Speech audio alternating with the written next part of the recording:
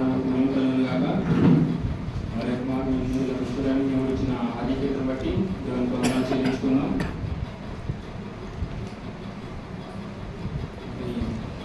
ఇంకొకటి మరి ఎంతోమంది నిజంగా చెప్పుకోవాలంటే బయట భయంకరమైన పరిస్థితులు ఉన్నాయి. వాతావరణం కానీ ఎంతోమంది వరదల్లో చిక్కుపోయి ప్రాణాలు కోల్పోయారు, ఎంతోమంది నిరాశలు అయిపోయారు. తినడానికి కూడా తిండి చాలా మందికి దొరకట్లేదు. కానీ మనమైతే శుభ్రంగా తిన్నాం, కొడుకున్నాం, చేసాం, వచ్చాం. మరి ఇందులో బట్టి మొదటిగా దేవుడికి ఏం చేయాలి? మనం కృతజ్ఞతాస్తుతులు చెల్లించుకోవాలి. ఒకసారి హల్లెలూయా అందరం. హల్లెలూయా. ఎందుకంటే నిజంగా మనకి భూమి మీద జీవించే అర్హత యోగ్యత లేదు మనకి. ఎందుకంటే మనం దేవుని కోసం చేసింది ఏమీ లేదు, ఆయన కోసం మనం చేసింది ఏమీ లేదు. కానీ దేవుడు తన చేత మనం ఏం చేశాడు? నిలబెట్టుకొని ఉన్నాడు. అవునా? మనం సజీవులుగా ఉన్నామంటే అది దేవుని కృప. కాబట్టి మనం ఏం చేయాలంటే నిత్యము ఆయన స్తుతించుకోవాలి, ఆయన సన్నిధిలో భయభక్తులు కలిగి జీవించాలి. ఆయన మన జీవితాల్లో ఆయన స్తుతిస్తాం, లేక ఆయన సన్నిధికి వస్తాం. కానీ మనలో ఏముందంటే దేవుని భయం ఉండదు. దీని గురించి అపోస్తలుడైన పౌలు ఒక మాట అంటాడు. ఏమంటాడంటే ఎబ్రీ పత్రిక 2వ అధ్యాయం ఒకసారి చదువుతున్నాం. ఎబ్రీ పత్రిక 2వ అధ్యాయం ఒకసారి బైబిల్ అందరూ ఓపెన్ చేయలేదు. ఎందుకంటే దేవుని మాటలు చాలా విలువైనవి. ఒకప్పుడు నేను కూడా అలానే ఉండేవాడిని, కొంచెం నిర్లక్ష్యం ఉండేది. కానీ ఎప్పుడైతే దేవుణ్ణి పరిపూర్ణంగా గ్రహించుకుంటూ ఆయన మాటకు లోపడాలని ఎప్పుడైతే ఒక తీర్మానంలోకి వచ్చామో అప్పుడు ఆయన ఏం చేస్తాడంటే మనిషిని మార్చేస్తాడు. ఎటువంటి వారైనా సరే, ఏ స్థితిలో ఉన్నా సరే దేవుడు ఏం చేస్తాడంటే మార్చుకుంటాడు. కానీ మొదటిగా మనం ఏముండాలంటే మారు మనసు అనే ఆలోచన ఉండాలి. నేను మారాలి, నా బతుకు మారాలి, నేను మార్చుకోవాలి, నా బతుకు మారాలి, నేను మారాలనే ఆలోచన ఉండాలి. ఎందుకంటే మనిషి మారితేనే వాళ్ళ జీవితం మారుతుంది, మారితేనే లైఫ్ బాగుంటుంది. లేదంటే ఎక్కడ ఉన్నవాడు అక్కడే అంతా సామెతగా ఎక్కడేసిన పొంగలి అక్కడే, దాని మీద దుమ్ము పోదు, మట్టి పోదు, అంతా అక్కడ ఏమైపోద్ది, ఎక్కడున్నాడు అక్కడే. కానీ మనం పైకి ఏం చేస్తాం? ప్రార్థన చేస్తాం, దేవా నేను ఉన్నతమైన స్థితికి వెళ్ళాలి, గొప్పవాడిగా ఉండాలి. ఏదైనా సరే సేవ జీవితమైనా కానీ, మనిషి బతుకు జీవితమైనా కానీ, కుటుంబ పరిస్థితి అయినా కానీ ఏం వెళ్ళాలి? ఉన్నతమైన స్థాయికి వెళ్ళాలి. అవునా? ఒక పిల్లడు ఎదుగుతున్నాడు అంటే ఏముంది? వాడు సరైన సమృద్ధి గల ఆహారం తింటుంటేనే పిల్లడు ఎదుగుతాడు. అన్ని విషయాల్లో తిండి తింటలేదంటే ఏమవుతుంది? ఎదుగుదల లేదు. ఎదగకపోవడానికి కారణం ఏంటి? సరైన ఆహారం తింటలేదు ఆ బిడ్డ. అవునా? ఎవరైనా సరే ఆత్మీయంగా ఎదగాలి. శారీరకంగా ఎదగకపోయినా దేవుడిని నమ్మిన తర్వాత ఏంటంటే ఆత్మ సంబంధమైన ఎదుగుదల కంపల్సరీ కావాలి. ఆ ఎదిగిన వారి జీవితంలో ఉన్నతమైన స్థితి ఉంటుంది. కష్టాలు ఉంటాయి, ఇబ్బందులు ఉంటాయి, ఇరుకులు ఉంటాయి. కానీ వారిని ఏం చేస్తాయి? బాధించవు. అవి ఏం చేస్తే వారిని బాధించవు, సంతోషాన్ని ఇస్తాయి. మనం ఈరోజు అనుకుంటున్నాం, ఈరోజు మనం ఈ బైబిల్ పట్టుకున్నాం అంటే దీని వెనకాల ఎంతోమంది తమ ప్రాణాలు కలిగించారు. మన ఇంటి పక్కన కోసం మనం కాల్సిన ప్రార్థనలు కూడా చేయం. వాడు నాశనం అయిపోతున్నా మనం ప్రార్థన కూడా చేయం. కానీ మనకి ఈ చేతిలో బైబిల్ పెట్టడానికి ఎంతో మంది మనకు సంబంధం లేని వారు, మన రక్త సంబంధికులు కారు. కానీ వారు ఏం చేశారు? ఈ మన భారతదేశానికి వచ్చి మన కోసం ఏం చేశారు? ప్రాణాలు సైతం అర్పించి దేవుని సువార్తను మనకు అందించారు. అవునా? రక్షణ ఇచ్చారు, మనకి గొప్ప రక్షణ చేయించారు. మన రక్షణ మనం ఏం చేస్తున్నాం? నిర్లక్ష్యం చేస్తున్నాం. నిర్లక్ష్యం చాలా ప్రమాదకరం. ఆలస్యం చేస్తే అమృతమైన ఏమైపోయిందంట? సామెత కదా. మరి ఇలాంటి గొప్ప రక్షణ నువ్వు నిర్లక్ష్యం చేస్తే దేవుడు నేను వదిలిపెడతాడా? ఈరోజు యాక్చువల్లీ 3 రోజులు అయింది ఇక్కడికి వచ్చి, ఇది 3వ రోజు. కొన్ని సమస్యలు బైబిల్ చదవలేకపోయారు, కానీ నా మనసులో ఎప్పుడు దేవుడు స్తుతించుకుంటూనే ఉంటా. నలుగురితో మాట్లాడుతున్నా, ఏదో వాళ్ళతో గడిపినా కూడా నా ఆత్మ ఎప్పుడు దేవుడిని స్తుతిస్తూ ఉంటుంది. పైకి నా గొప్పని, పైకి నా మాట చాలా మంది చూస్తారు, కానీ నా అంతరంగంలో ఉండే దేవుడికి తెలియదు. అది దేవుడికి తెలుసు. నేను పైకి చాలా కొంతమంది సరదాగా ఉంటారు, కొంచెం సరదాగా మాట్లాడుతుంది. ఎందుకంటే సమాజం మనుషుల మధ్య ఉన్నాం కాబట్టి కొంత సంతోషం, సమాధానం అది అవసరం, అంతవరకే ఉంటుంది అది. కానీ దేవుడి విషయంలోకి వచ్చేసరికి నా ఆలోచన వేరే ఉంటుంది. తప్పు చేస్తే అది ఎవరైనా సరే నేను ఉపేక్షించలేను. అది నా తల్లైనా సరే, నా వాళ్ళైనా, ఎవరైనా సరే. ఎందుకంటే దేవుని సన్నిధి అంటే కొద్దిగా నా భయం. అది నేను ఎప్పుడు ఒప్పుకోదాన్ని. నువ్వు సరదాగా ఉండు, దానికి ఒక సమయం ఉంది. సంతోషంగా ఉండు, దానికి ఒక సమయం ఉంది. కానీ దేవుడికి ఇవ్వాల్సిన ప్రాధాన్యత దేవుడికి ఇవ్వాలి. సత్యం. హెబ్రీ పత్రిక 2వ అధ్యాయము మొదటి నుంచి చదవండి ఎవరైనా. కాబట్టి కావున చదవమ్మా. కావున మనము విన్న సంగతులను విడిచిపెట్టి కొట్టుకొని పోకున్నట్లు వాటి యందు మరి విశేష జాగ్రత్త కలిగి ఉండవలెను. ఎందుకనగా దేవదూతల ద్వారా పలుకబడిన వాక్యము సిద్ధపరచబడినందున ప్రతి అతిక్రమమును అవిధేయతయు న్యాయమైన ప్రతిఫలము పొంది ఉండగా ఎంత గొప్ప రక్షణను మనము నిర్లక్ష్యం చేసిన ఎడల ఎలాగూ తప్పించుకుంటుము. చాలు. ఇక్కడ ప్రభువారు క్వశ్చన్ మార్క్ వేశాడు. నేను ఇందాక ఏమన్నాను, ఈ రక్షణ మనకి ఎలా వచ్చింది? మన మంచివాళ్ళని ఇచ్చాడా? మన మంచివాళ్ళని ఇలేదు కదా. కానీ ఇంత గొప్ప రక్షణ మొదట్లో రాసినప్పుడు చదువుతున్నాడు. కావున మనం ఏ సంగతులు విడిచిపెట్టి కొట్టుకొని పోకూడనట్టు వాటి అందు మరి విశేష జాగ్రత్త కలిగి ఉండవలను. ఎందుకనగా దేవదూతల ద్వారా పలుకబడిన వాక్యము స్థిరపరచబడినందున ప్రతి అతిక్రమము అవిధేయతయు. ఇక్కడ 2 మాటలు రాస్తాను. ఒకటి అతిక్రమము, ఇంకోటి అవిధేయత. అవిధేయతయు న్యాయమైన ప్రతిఫలము పొంది ఉండగా, వాటికి ఆల్రెడీ ప్రతిఫలాన్ని దేవుడు ఇచ్చాడు. కానీ ఇక్కడ అంటున్నాడు చూడు, పొంది ఉండి ఇంత గొప్ప రక్షణను మనం నిర్లక్ష్యము చేసి ఎలాగో తప్పించుకుందుము. ఇంత గొప్ప రక్షణ మనం ఎలా తప్పించుకోగలం అంటే, నిర్లక్ష్యం ఎంత ప్రమాదకరం అంటే, ఈ లోకంలో దేవుడు నీకు ఏమైనా కోల్పో, పెద్ద బాధ లేదు.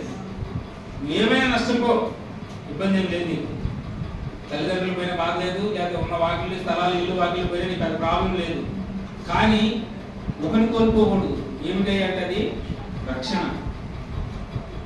అందుకే పౌలు ఎబ్రీ సంఘానికి రాస్తూ అంటున్నాడు. ఎందుకు రాశాడు ఈ మాట ఎబ్రీ సంఘానికి అంటే, ఆనాడు మరి అపోస్తులైన పౌలు అనేక దేశాలకు తిరుగుతూ సువార్త ప్రకటిస్తూ ఉన్నప్పుడు ఎంతో మంది రక్షణ పొంది ఆయన వాక్యం ద్వారా విని రక్షణ పొందుకొని వచ్చి తిన్నాక మధ్యలో ఇప్పుడు కూడా జరుగుతున్నాయి అబద్ధ బోధలనే ఉన్నాయి. ఆ అబద్ధ బోధలు కొంతమంది వచ్చేసి ఏం చేస్తారు? అబద్ధ బోధలు అంటే యేసు ప్రభువుని ఒప్పుకొని దేవుని, కానీ మీ సొంత ప్రయత్నాలతో మీరు చేయాలి, మీ సొంత కార్యాలను మీరు జరిగించాలి అని చెప్పేసి ఏం చేస్తారంటే, మనుషుల్ని లోక సంబంధమైన ఆచారాల వైపు తిప్పేవాడు. ఇక లోక సంబంధమైన ఆచారాలకే మీరు అది చేస్తే దేవుడు మెచ్చుకుంటాడు, మీరు ఇది చేస్తే దేవుడు మెచ్చుకుంటారు అనే మాటలు చెప్పి ఏం చేశారంటే మనుషులు భ్రమ పెట్టేవాడు. ఇప్పుడు కూడా నడుస్తుంది అదే. ఎందుకు అంటే మనిషికి ఏదంటే కంటితో కనపడేదే నమ్మకం. మనిషి కనపడేది ఏంటంటే కంటితో ఏది చూస్తాడు అదే నమ్ముతాడు, అంతకుమించి వేరేది నమ్మబుద్ధి కాదు. మీరేంటి, ఇప్పుడు మన భారతదేశంలో పుట్టిన ప్రతి ఒక్కరికి కొన్ని హైందవ సాంప్రదాయాలు అలవాటు. ఎందుకంటే పుట్టి పెరిగిన వాతావరణం అది, చుట్టుపక్కల ఉన్న వాళ్ళ పరిస్థితులు అవి, వాటి మధ్య మనం పెరిగాం. వాటి మధ్య పెరిగినాక ఏమైపోయిందంటే వాటి అలవాట్లు మనకి వచ్చేసింది వృద్ధిలోకి. కొన్ని ఏంటంటే ఏదైనా కీడు జరిగింది అనుకో, నేను ఆ పని చేయడం వల్ల నాకు కీడు వచ్చింది అది అనుమానం అనేది మనసులో ఉంటుంది. నేను ఈ పని చేసి ఉండకపోతే నాకు ఈ కీడు వచ్చేది కాదేమో. కానీ దేవుడు అంటున్నాడు, ఆయన మన పాపములు మన శాపములు కలవరిశిలలో కొట్టివేశాను అన్నాడు. ఇది ఎలా జరిగింది? నీవు వినుట వలన విశ్వాసము కలుగుతుంది. ఎప్పుడైతే నువ్వు విని విశ్వాసం కలిగి దేవుని యందు విశ్వాసంతో నీ ప్రవర్తన దేవుని ఇష్టానుసారంగా నడిచి ఉంటావో, అప్పుడు నీ మీద ఏ శాపము ఏ పాపము నీ మీద పనిచేయదు. ఎందుకు పనిచేయదంటే నీ పాప శాపములన్నీ ఆయన కలవరిశిలలో భరించి ఉన్నాడు. అదే రక్షణ. ఎవరికి రక్షణ అవసరం? బంధకాల్లో ఉన్న వాళ్ళకి రక్షణ అవసరం, బలహీనతలో ఉన్న వాళ్ళకి రక్షణ. విడుదల పొందుకోవడం రక్షణ అంటే. ఒక స్థితి నుంచి మనకి విడుదల కావాలి. దేని ఆ స్థితి అంటే మన పాప స్థితి. ఆదాము నుంచి మనకు సంక్రమించిన పాప స్థితి. ఆ పాప స్థితి నుంచి మనకి ఏం కావాలి? విడుదల కావాలి. మరణ భయం ఉంటుంది మనలో, ఏదో అయిపోతుందని మరణ భయం. సాతాను బిడ్డలకి ఎక్కువ మరణ భయం ఉంటుంది. నేనేదో అయిపోతాను, నాకు ఏదో అయిపోతాను. ఈ మరణ భయం కలిగి జీవించడమే మనిషి. ఈ మరణ భయం నుంచి విడిపించడానికి దేవుడు ఈ లోకంలోకి వచ్చాడు. యేసయ్య మరి అందుకే అంటాడు, నన్ను నమ్మిన ఎడల మీకు ఏ భయం ఉండదు, భయపడుకుని అని పదే ఎందుకు చెప్తాడంటే ఆయన, ఈ భయం అనేది అపవాది పుట్టిస్తుంది మనలో. అందుకే రక్షణ ఎవరైతే కోల్పోతారో వాళ్ళు ఏముంటుందంటే భయం ఉంటుంది. నిర్లక్ష్యం అన్నది ఎవరైతే ఫీల్ అవుతారో వాళ్ళలో భయం ఉంటుంది. రోమపత్రికలు అంటాడు, దేవుడు మన పక్షాన ఉండగా మన విరోధి ఎవడు? ఒప్పుకోడు లేడు. దేవుడు వల్ల కాదు కూడా మనకు విరోధంగా పోరాడటం. కానీ దేవుడు అనుమతిస్తేనే వస్తాయి. ఆనాడు ఇశ్రాయేలు మోసే అరణ్య మార్గంలో నడిపిస్తున్నప్పుడు దాదాపుగా 6 లక్షల మంది 20 లక్షల మంది జనాభా వస్తున్నప్పుడు ఎంతో మందిని నడిపిస్తుంటే వాళ్ళు ఏం చేశారు? అరణ్యంలోకి వచ్చినాక మోసేని శోధించారు, విసిగించారు. ఎందుకు? ఎన్నో గొప్ప కార్యాలు చూశారు. దేవుడు అక్కడి నుంచి నడిపించారు. ఆ ఐగుప్తు దేశంలో 10 తెగులు రప్పించాడు, కానీ ఒక తెగులు ఇశ్రాయేలుకి వచ్చిందా? రాలే. ఎన్నో అద్భుతాలు చేశాడు. అయినా కానీ ఆ దగ్గర నుంచి వచ్చిందో వాళ్ళ సొమ్ము కొల్లగొట్టుకొని వస్తారు, అవునా? అయినా కానీ ఏమైనా వచ్చిందా? కానీ ఆ పర్వతం దగ్గరికి వచ్చినాక మోసే పైకి వెళ్ళినాక ఈ కింద వీళ్ళు ఏం చేస్తారు? మోసే ఏమైనో నాకు తెలియదు, మోసే ఏమైనో మాకు తెలియదు. కనుక అహరోన్ అంటారు, ఒక బంగారపు దూడను మాకు చేసిస్తే నీవు మమ్మల్ని ఐగుప్తు నుంచి విడిపించిన దేవుడు నీవే. ఐగుప్తు నుంచి దేవుడు మమ్మల్ని విడిపించిన దేవుడు నీవే. ఎందుకు వీళ్ళకి ఆలోచన వచ్చింది? మరి ఎంతకాలం ఎర్ర సముద్రం దాటించాడు, అవునా? ఎర్ర సముద్రం దాటించాడు. మరి అక్కడ ఎన్నో కార్యాలు చేశాడు. ఆహారం కావాలంటే ఆహారం ఇచ్చారు, ఎన్నో అద్భుతాలు చేశాడు. అయినా కానీ వాళ్ళు ఏమైపోయారు? ఆ ఐగుప్తులో ఉన్న ఆ స్వభావాన్ని ఏం చేసిన వాళ్ళు విడవలేదు. ఐగుప్తులో ఉన్న స్వభావాన్ని ఏం చేసిన వాళ్ళు విడవలేదు. అక్కడ ఉండి ఏం చేశారు? ఆ శ్రమకు అలవాటు పడిపోయారు, ఆ కష్టానికి అలవాటు పడిపోయారు. కష్టం చేసుకుంటే వచ్చింది తిన్నాము, పడుకున్నామా, లేచామా, మళ్ళీ పొద్దునే పనికి వెళ్ళామా, ఇదే వాళ్ళకి అలవాటు అయిపోయింది. దేవుడు అన్నాడు, మీకు స్వేచ్ఛను ఇస్తాను, మీకు విడుదల ఇస్తాను అని చెప్పి వాళ్ళు అక్కడి నుంచి అరణ్యంలోంచి తీసుకొస్తుంటే వీళ్ళు ఏం చేశారు? తిరుగుబాటు చేసేవాళ్ళు మోసే మీద. మాకు అది లేదు, మాకు ఇది లేదు, మమ్మల్ని ఇక్కడ తీసుకొచ్చి చంపేస్తావా లేవు అని. మన జీవితాలు కూడా ఇప్పుడు అలానే ఉన్నాయి. దేవుడు అంటారు, నా మాట మీరు విన్నట్లయితే నా రక్షణ ఏంటో మీరు చూస్తారు. కానీ మనం ఏం చేస్తున్నాం? ఆ రక్షణ మనం ఏం చేస్తున్నాం? నిర్లక్ష్యం చేస్తున్నాం. ఎందుకు నిర్లక్ష్యం చేస్తున్నాం అంటే మనకు ఒక ఆలోచన ఉంటుంది మనిషికి. దేవుడు మనిషికి ఇచ్చింది ఏంటంటే ఆలోచన ఇచ్చాడు. కానీ ఆలోచన ఏం చేస్తుందంటే స్వబుద్ధిని ఆధారం చేసుకొని నడుస్తుంది. మనిషికి సొంత ఆలోచనలు ఉంటాయి, వాటి ప్రకారం జీవించడం కోసం సొంత ఆలోచన మీద నడుస్తుంటాడు. అది దేవుడు వద్దంటాడు. ఆత్మ చేత నడిపించబడాలి, పరిశుద్ధ ఆత్మ చేత నడిపించబడాలి. అప్పుడే నువ్వు ఏ పని చేసినా దేవుడికి విజయాన్ని ఇస్తాడు. పరిశుద్ధ ఆత్మ చేత నడిపించబడాలంటే అతను సామాన్య విషయము కానీ ఎలా నడిపించగలం? దేవుని సన్నిధిలో కనిపెట్టుకొని ఉంటే ఆ నిజమైన రక్షణను నువ్వు అంగీకరించి, దేవా ఇదిగో నువ్వు నాకు ఇచ్చే ఇంత గొప్ప రక్షణని, కనుక నిన్ను నిర్లక్ష్యం చేయలేనయ్యా. కనుక ఇదిగో ఒకవేళ చుట్టుపక్కల ఉన్న పరిస్థితులు బట్టి, మనకి ఉన్న పరిస్థితులు బట్టి ఒకవేళ కృంగిపోవచ్చు, లేదా శోధనలు ఎదురవచ్చు, పొరపాటు మన నుండి జరగవచ్చు శరీర స్వభావాన్ని బట్టి. కానీ నీ హృదయం అనేది ఉంది కదా, అది దేవుడు పరీక్షిస్తూ ఉంటాడు. స్వభావ సిద్ధంగా మనం తప్పు చేసే దేవుడు ఒప్పుకోడు. స్వభావ సిద్ధంగా ఎప్పుడు తప్పు చేస్తే ఒప్పుకోడు. ఎందుకు? నువ్వు కావాలని చేస్తున్నావు, ప్రార్థన చేసి నువ్వు చేసిన తప్పును విడిచిపెట్టట్లేదు. పదే పదే పదే పదే అది ఏమైంది? ఎందుకు చేస్తాడు? ఎందుకంటే పక్కన చూస్తాడు, వాడు చేసుకుంటూ పోతాడు, వాడికి ఏం కాట్లాడు, హ్యాపీగానే ఉన్నాడు. మనం ఏం చేస్తే ఏమైంది? అది వాడు తెలిసి అజ్ఞానంలో చేస్తున్నాడు. నీవు దేవుని నమ్మావు, ఆ రక్షణ తెలుసుకున్నావు, ఆ రక్షణ ఎంత గొప్పదని నీకు తెలుసు. కానీ నువ్వు అదే పని మళ్ళీ ఏం చేస్తున్నావు? కంటిన్యూ చేస్తున్నావు, దాన్ని విడిచిపెట్టలేదు. ప్రార్థన చేస్తున్నావు తప్పని, కానీ విడిచిపెట్టట్లేదు. దేవుడు అంటాడు విసర్జించాలి పాపాన్ని. పాపాన్ని ఏం చేయాలి? విసర్జించుకోవాలి. పాపం విసర్జించడం అంటే మనం ఏదో కాసేపు, మన ఉదాహరణ తెలుసు కదా, పిల్లి ఏం చేస్తుంది? బయటకు వెళ్ళినప్పుడు అది గుండెతో విడిచిపెట్టి కప్పెట్టి కంటే ఎవరు కనపడకుండా, అంటే అది ఒక పాపం. మనం ఉదాహరణ చెప్తాం. మన స్వభావాన్ని ఏం చేయాలంటే కనపడకుండా విసర్జించాలి. మరోసారి దాని వైపు మనం చూడకూడదు, మనం చూడకూడదు.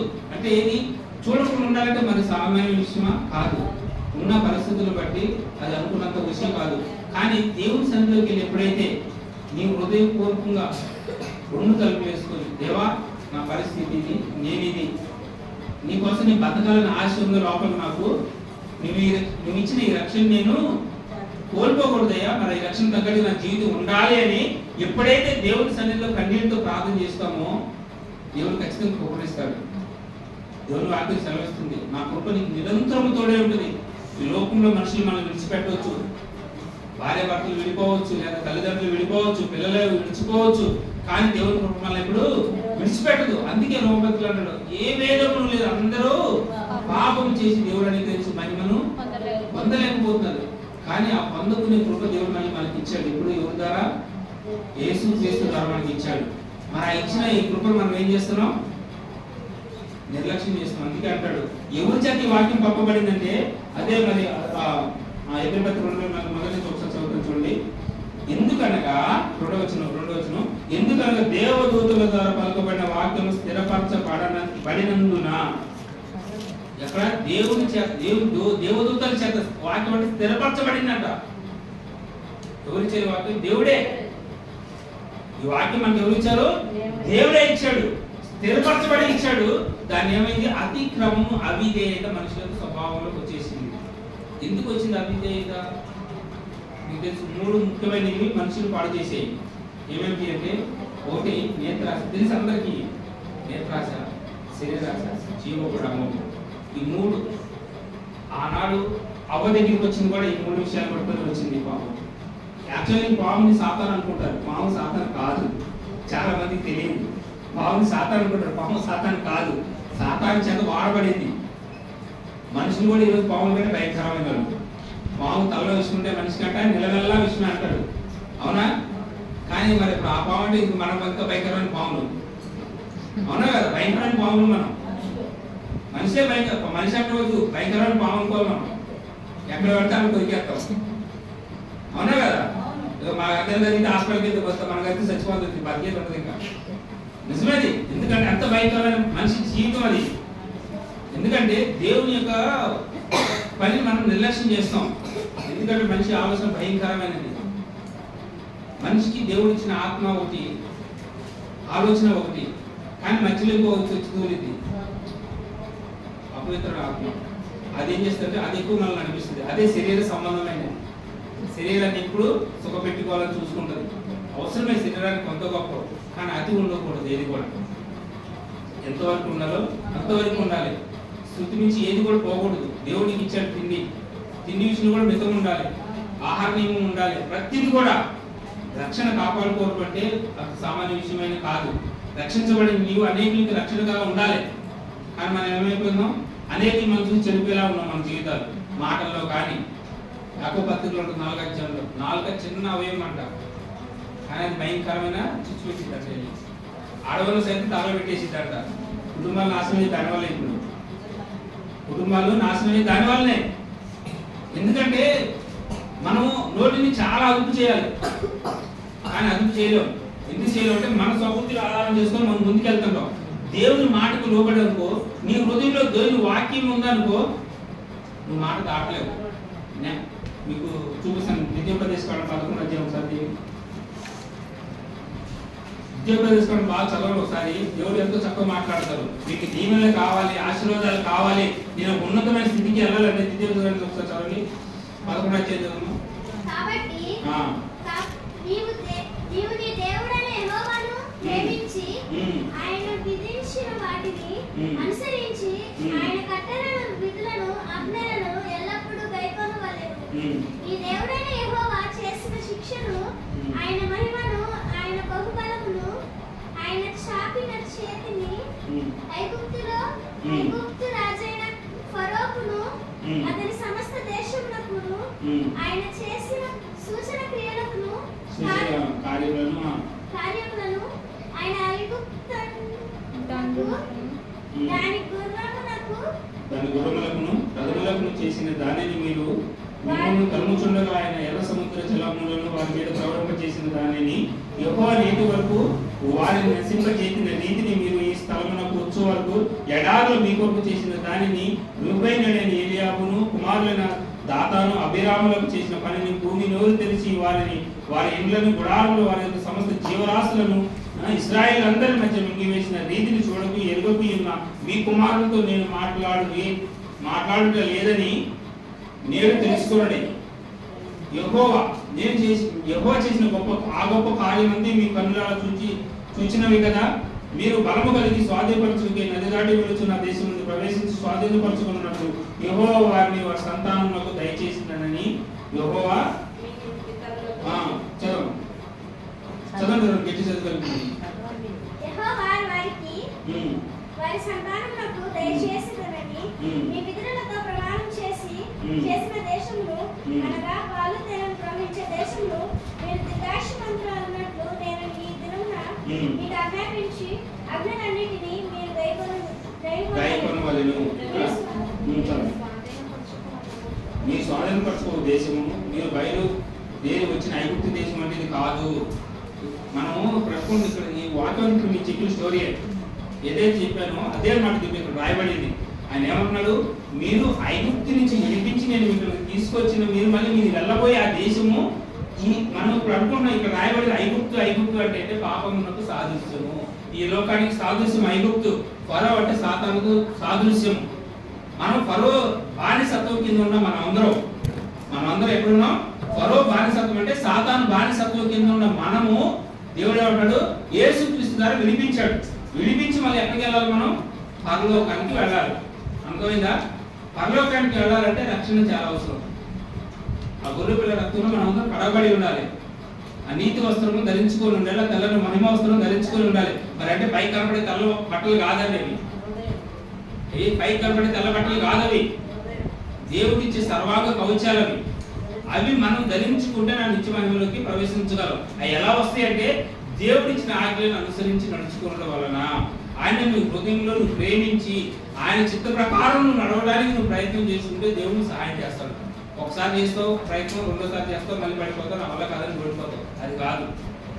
దేవుడితో సన్నిధిలో నిత్యం ప్రార్థన చేయాలి. దేవుడు నాకు ఇష్టం లేదు కానీ నేను చేయకూడదు అనుకుని కూడా చేస్తున్నాను కనుక నీ కృప నాకు అనుగ్రహించి నన్ను బలపరచని ప్రార్థన చేయాలి.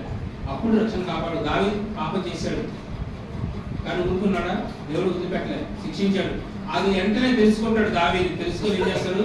గదిలోకి వెళ్ళి తలచేసుకొని ఒకటే ప్రార్థన చేస్తాడు, దేవా నీ దృష్టికి నేను ఘోరమైన పాపం చేశాను, నన్ను మన్నించు తండ్రి అని విలపిస్తాడు. ఎంతగా విలపిస్తాడంటే తన పరుపు తేలి ఆడేటట్టు.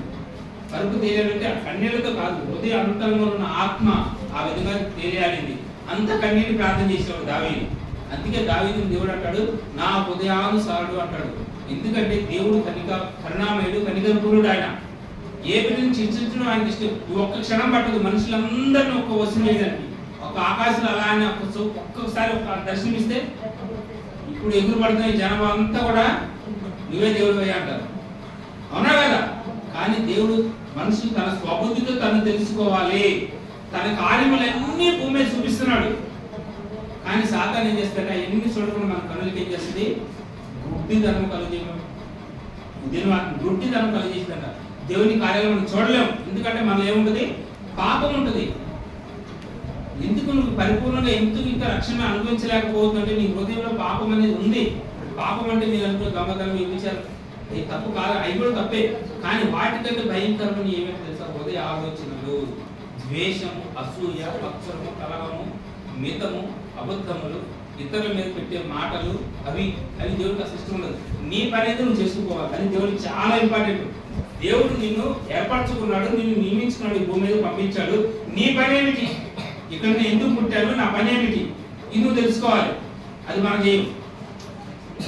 వాళ్ళేం చేస్తున్నారు, వీళ్ళేం చేస్తున్నారు, వాళ్ళే, ఇది మనకు చాలా ఇంపార్టెంట్. ఎందుకంటే అవసరం. పక్కన వాళ్ళు ఏం చేస్తున్నారు చూస్తే దాన్ని బట్టి మనం చేసుకుంటే వెళ్తాం. అవునా? అదే మనకు కావాల్సింది. పక్కన వాళ్ళు ఏం చేస్తున్నారో చూసుకుంటే వెళ్ళడమే మనకు కావాల్సింది. నువ్వు నిజంగా బాగుపడాలని నీ జీవితంలో నీకు ఉంటే దేవుడు ఏం చెబుతున్నాడు అది వింటావు. పక్కన వాళ్ళు ఏం చేస్తున్నారో మనకు అనవసరం లేదు. నా పని ఏంటో నేను ఇక్కడికి వచ్చాను, ఈరోజు నాకు ఆకలేసింది, ప్రార్థన చేసుకో, దేవా నాకు ఆకలేస్తుంది, మన చేతిలో డబ్బులు లేవు, ఏం చేయాలి నేను అంటే దేవుడు పెట్టడా? నువ్వు ప్రార్థన చేస్తావు, నమ్మదగిన దేవుడు అని, మరి నువ్వు ఎందుకు మోసం చేస్తున్నావు ఎదుటి వాళ్ళని? చెప్తున్నా అంటే నువ్వంటే నువ్వు కాదు, ఎవరైనా సరే ఆ జీవితము ఎందుకు మనకి ఆయన నమ్మదగిన వాడు. ఏలియాకి ఆహారం పంపించలేదా? సాడే 10 వధురాలు పోషించలేదా కరువులో? ఆయన పోషించడం సమర్థత కలిగిన దేవుడే కదా, పోషించడా? కానీ మనం ఎందుకు ఇతరులను మోసం చేయాలి? అంత అవసరం వచ్చింది మనకి. పూట ఆకలితో పసుపు పడుకుందా, నష్టం ఉందా? దేవుడు నీ హృదయంలో పరిపూర్ణత దేవుడు నచ్చితే నువ్వు పసుపు పడుకోనివ్వడు నేను. ఎందుకంటే తన బిడ్డల వాక్యం ఉంటుంది కదా, దావీదుకి 23వ అధ్యాయంలో సింహము పిల్లలకైనా సరే ఆకలి ఉంటాయంట. ఆయన నమ్మిన బిడ్డలకి ఆకలి ఉండనివ్వని అంటాడు ఆయన. నిజమైన రక్షణ జీవితంలో నువ్వు ఉంటే నీకు ఆకలి అనేది తెలియనివ్వడు ఆయన. ఆకలి అనేది ఆయన నీకు తెలియనివ్వడు, అలా పెంచుతాడు ఆయన. అంత అవసరమే లేదు. ఇప్పుడు ఈ లోకంలో నువ్వు నీ కోసం బతికితే ఏం ఉపయోగం?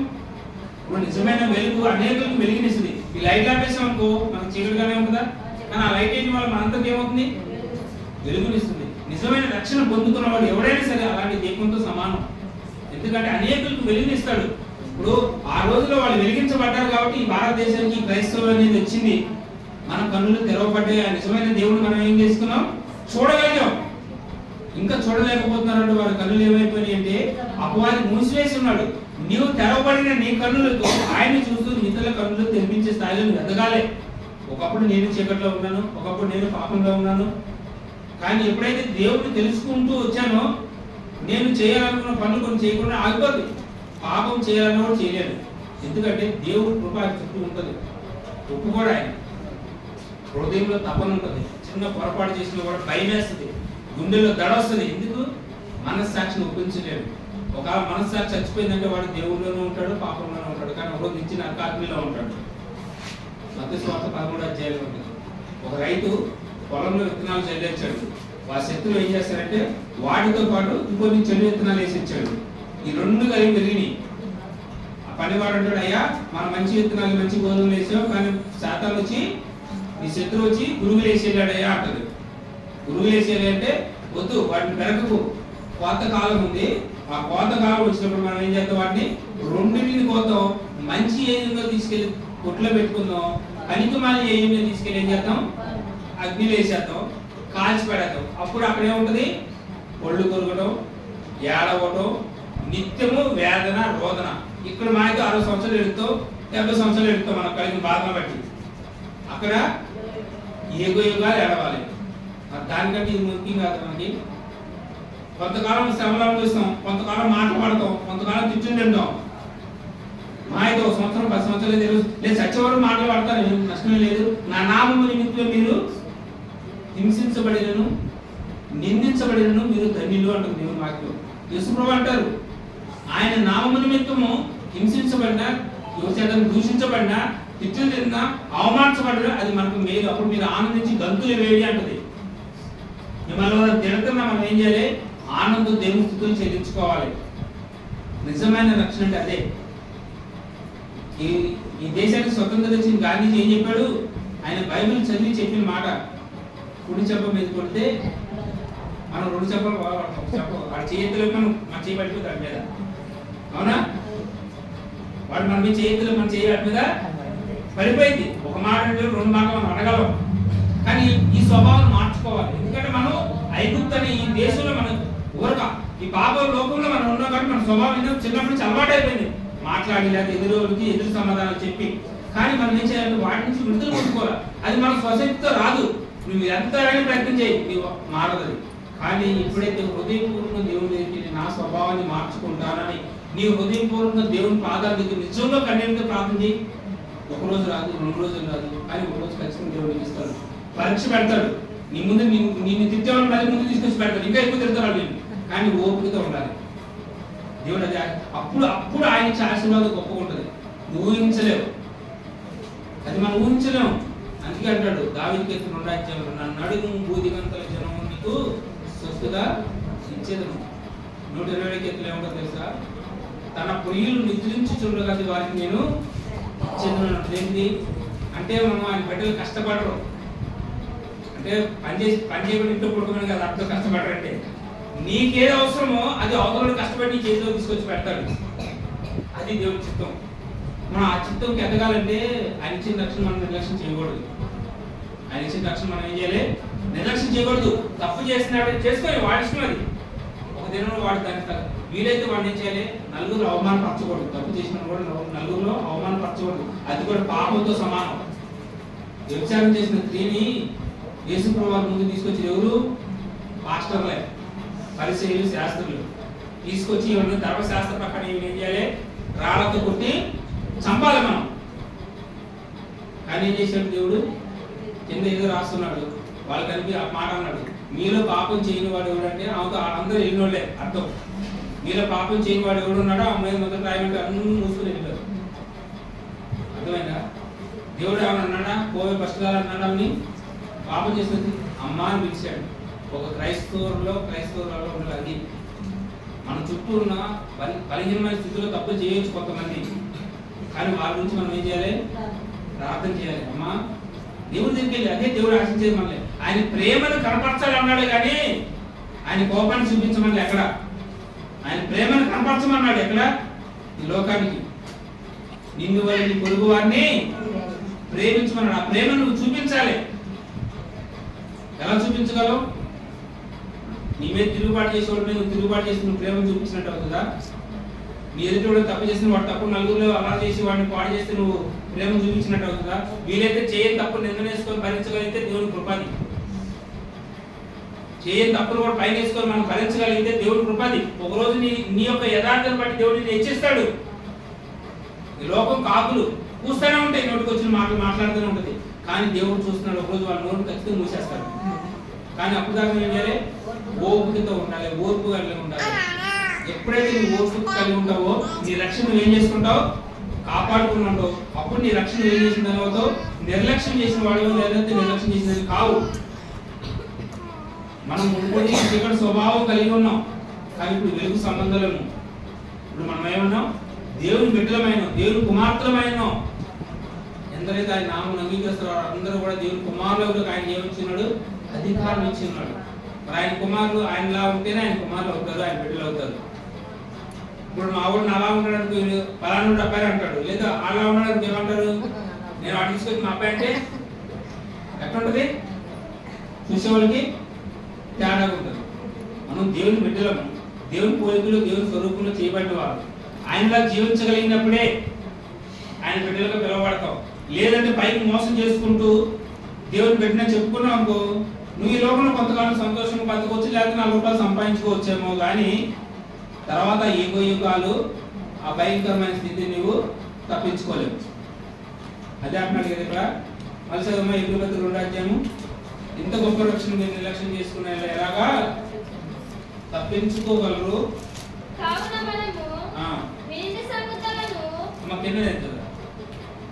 ఎందుకనగా దేవదూతల ద్వారా పలుకుబడిన వాక్యము స్థిరపరచబడినందున ప్రతి అతిక్రమమును అవిధేయతయు వాక్యమైన న్యాయమైన ప్రతిఫలము పొంది ఉండగా ఇంత గొప్ప రక్షణ మనకు మనము నిర్లక్ష్యం చేసేలా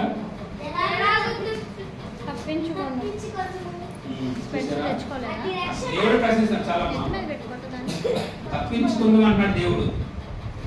గొప్ప రక్షణ నువ్వు నిర్లక్ష్యం చేసేవనుకో, నేను నీకు ఇచ్చాను, నీకు యోగ్యత లేదు, అర్హత లేదు, కానీ నేను నీ చేతిలో పెట్టాను రక్షణని. నువ్వు తప్పించుకుంటావా నా చేతిలో నుంచి? దేవుడు ఇచ్చిన రక్షణని నువ్వు నిర్లక్ష్యం చేస్తే తప్పించుకోగలవు?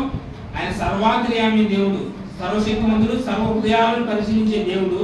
మరి ఆయన అన్నాడు, నేను నీకు ఇంత గొప్ప రక్షణ ఇస్తే నువ్వు ఎలా తప్పించుకుంటావు నా దగ్గర నుంచి? ఏ రోజైనా మరి వాళ్ళ గురించి ప్రార్థన చేసావా?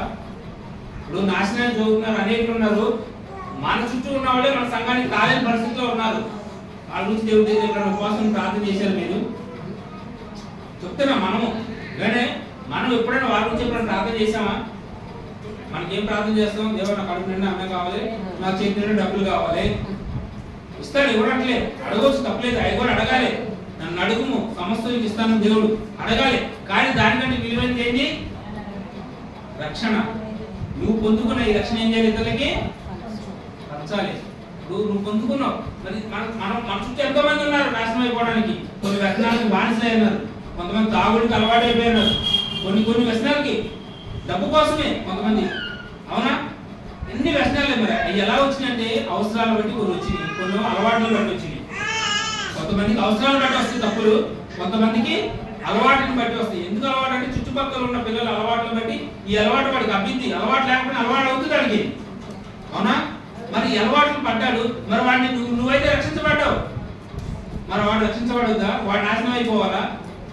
వాడిని కొనుక్కోవచ్చు, లేదా బంధువు అవ్వచ్చు, చుట్టం అవ్వచ్చు, వాడు నాశనం అయిపోవడం నీకు ఇష్టం? దేవుడు నేను ప్రశ్నించడా? పొద్దున్న దేవుడు ప్రశ్నిస్తాడు కదా. నీకు బాధ్యతని ఇచ్చానయ్యా, మరి ఏం చేసావు? నీకు ఇచ్చిన బాధ్యతని నీ చుట్టుపక్కల నశించిపోతుంటే నువ్వు నాకు పెట్టు అని ఏ కాదు నీకు పెట్టమన్నావు. కానీ మరి వాళ్ళ గురించి ఎప్పుడైనా అడిగావు? నా దేవుడి గురించి ప్రార్థన చేసావా? అడగడం మన దేవుడు కంపల్సరీ అడుగుతాడు. చాలా మంది అనుకుంటారు సచిన్ బతుకున్నప్పుడే దాని లెక్క ఎప్పుడు చెప్పుకోవాలి, అక్కడికి బతుకున్నప్పుడే దాని లెక్క తీసుకుంటాడు దేవుడు నీ దగ్గర. చచ్చిన తర్వాత దేవుడు తీసుకుంటాడు, కానీ చచ్చిన మాట అనకూడదు. నిద్రించిన తర్వాత అన్నారు. యాక్చువల్ క్రైస్తవ కాదు, నిద్ర అన్నారు దాన్ని. చనిపోయిన స్థితి అనుకోకూడదు, నిద్ర అవస్థ అంటారు దాన్ని. అది ఖచ్చితంగా లెక్క అడుగుతాడు. నిజముగా నీ హృదయంలో పరిపూర్ణమైన మారు మనసు కలిగితే దేవుడు నీ జీవితంలో ఉన్నతమైన స్థితిని ఇస్తాడు. మనం ఊహించలేం ఆ స్థితిని. ఎప్పుడైతే సరే దేవుని సన్నిధికి వస్తున్నప్పుడు దేవుని సన్నిధిలో, దేవా నా పరిస్థితి ఏమిటి, మరి ఎంత గొప్ప రక్షణ ఇచ్చావు, నేను ఈ రక్షణ ఎందుకు నిర్లక్ష్యం చేస్తున్నాను, నా అవసరాలు ఈయన అక్కర్లేవి, నువ్వు వాటిని తీర్చగలవు, కానీ నేను నీ రక్షణ కాపాడడం కావాల్సిన శక్తి నాకు దయచేసి ప్రార్థన చేయాలి. పరిశుద్ధాత్మ ఆయన 6వ కూడా ఏమంటాడు తెలుసా, నేను వెళ్ళి మీకు ఆదరణకర్తను పంపిస్తాను. ఇప్పుడు ప్రజలకు భూమి మీద నడిపించి ఎవరంటే పరిశుద్ధాత్మ దేవుడు. పరిశుద్ధాత్మ కోసం నేను ఏం చేయాలి, ప్రార్థన చేయాలి. దేవా నాకు నీ ఆత్మ సహాయాన్ని. పరిశుద్ధాత్మ ఎవరిలైతే ఉంటుందో వారి జీవితాలే ఉన్నతంగా ఉంటాయి. అది లేదు అంటే మాత్రం అది వాళ్ళ జీవితాలకి చాలా కష్టం. ఒకళ్ళు పైకి భక్తిగా పాటలు పాడవచ్చు, లేకపోతే పైకి నలుగురు చూసినట్టు మంచి బట్టలు వేసుకొని తిరగవచ్చు, కానీ పరిశుద్ధాత్మ లేని నడిపింపు, పరిశుద్ధాత్మ లేని జీవితము నిరర్థకం అయిపోయింది. పరిశుద్ధాత్మ అంటే భాషలు మాట్లాడతాం అనుకోవద్దు, పొరపాటు కలవదు. భాషలు మాట్లాడటం అంటే ఒక వరం, దేవుడు ఇస్తే అది ఒక వరం. అంటే భాషలు మాట్లాడేది ఒక వరం ఇచ్చాడు వాళ్ళకి, అది వారి క్షేమాభివృద్ధి కోసం ఇచ్చాడు దేవుడు, అంతేగాని వాళ్ళేదో గొప్పని కాదు. ఇది దేవుడు. నువ్వెంత గొప్ప భాషలు మాట్లాడేవాడు అయినా దేవుడి మాటకి ఆయన ప్రేమ నీళ్ళు లేకపోతే ఇందుకు పనికిరాదు కూడా అంటాడు దేవుడి వాక్యం. నువ్వు స్వస్థతలు చేయి, నువ్వు స్వస్థతలు నువ్వు చేస్తే దయ్యాల చేత వణిగిపోవచ్చు, లేదా స్వస్థత పొందుకోవచ్చు, రోగిష్ఠులు లేకపోవచ్చు, కానీ నీళ్ళు దేవుని ప్రేమ లేదు అనుకో నువ్వు కూడా నడకుండానే ఉంటావు. కాబట్టి వరాల గురించి మన అవసరం లేదు. పరిశుద్ధాత్మ నీలో ఉంటే ఆ పరిశుద్ధాత్మ ఒక ఫలం ఉంటుంది. గలతీ పత్రిక 5:20 ఉంటుంది. ఆత్మ ఫలమైనగా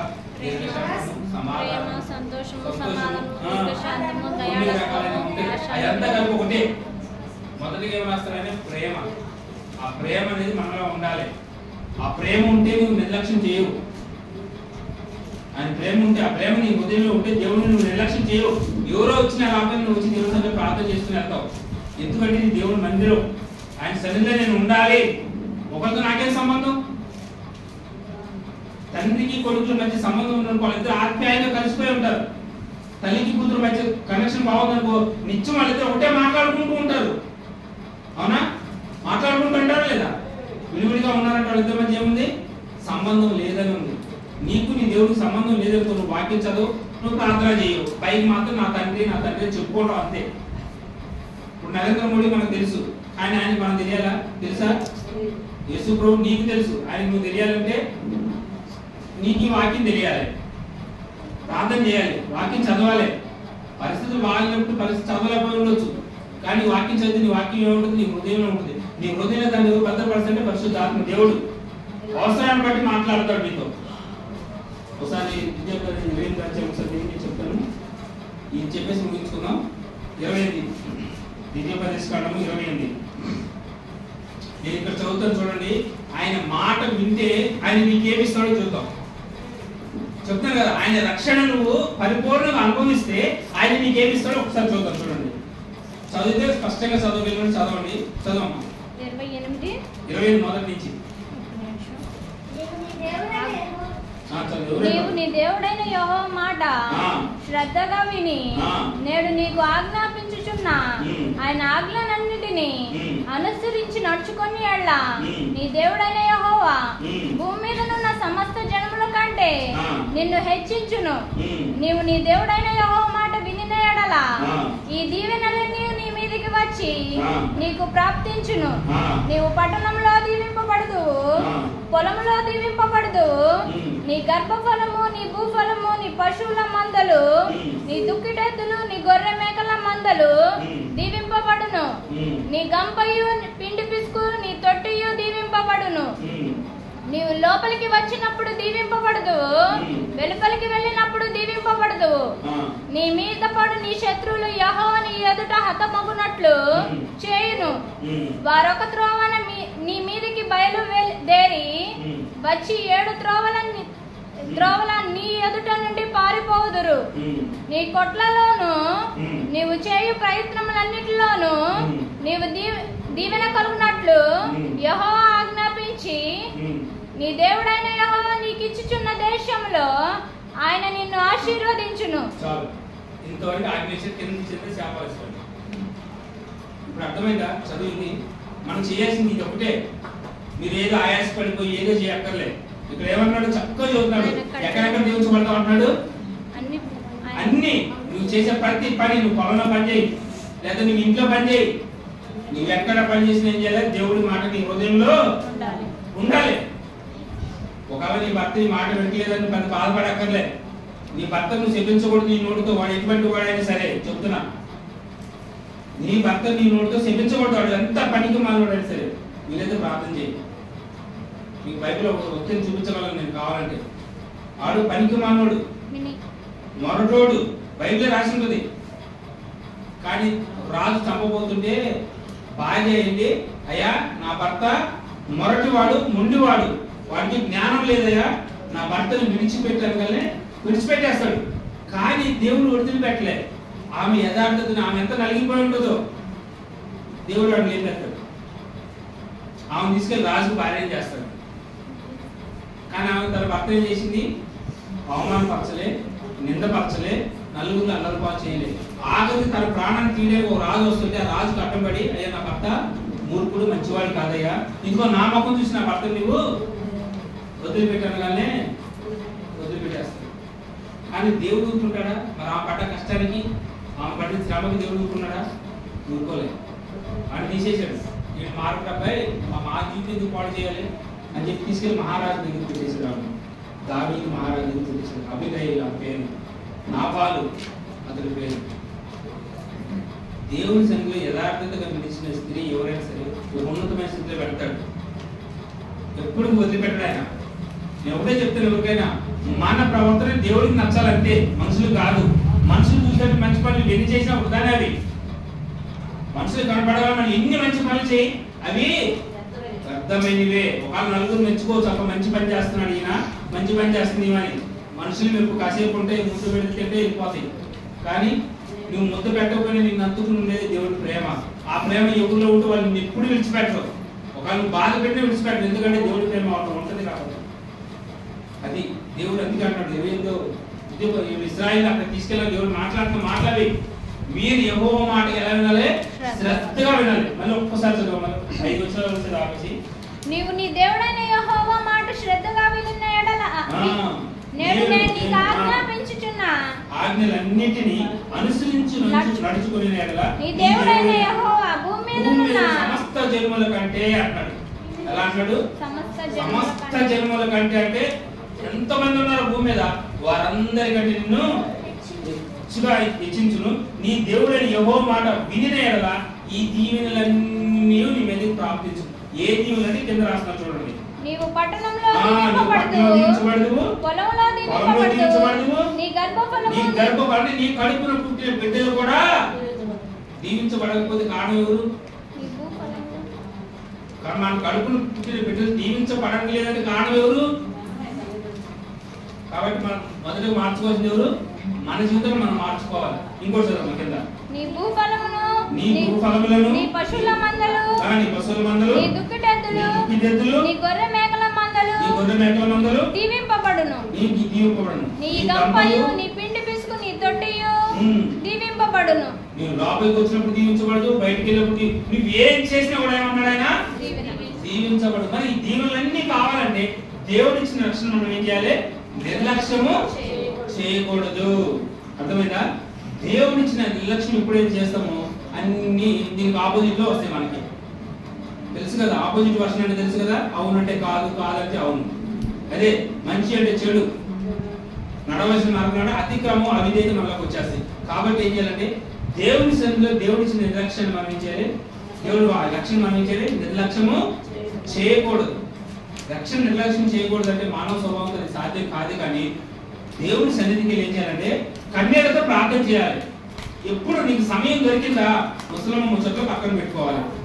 నేను నా తండ్రి కొరకు, నేను నా జీవితాన్ని త్యాగం చేసుకుంటే నా కుటుంబం దీవించబడింది, నా బిడ్డ దీవించబడతాడు.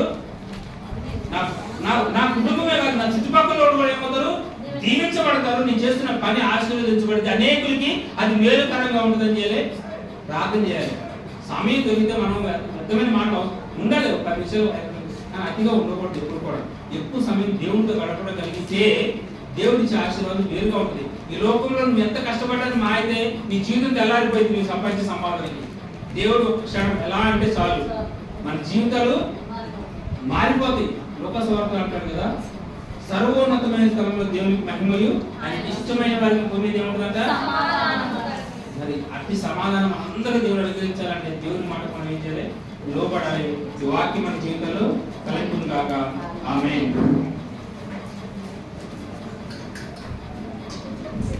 హల్లెలూయా. మరి కూడా మంచి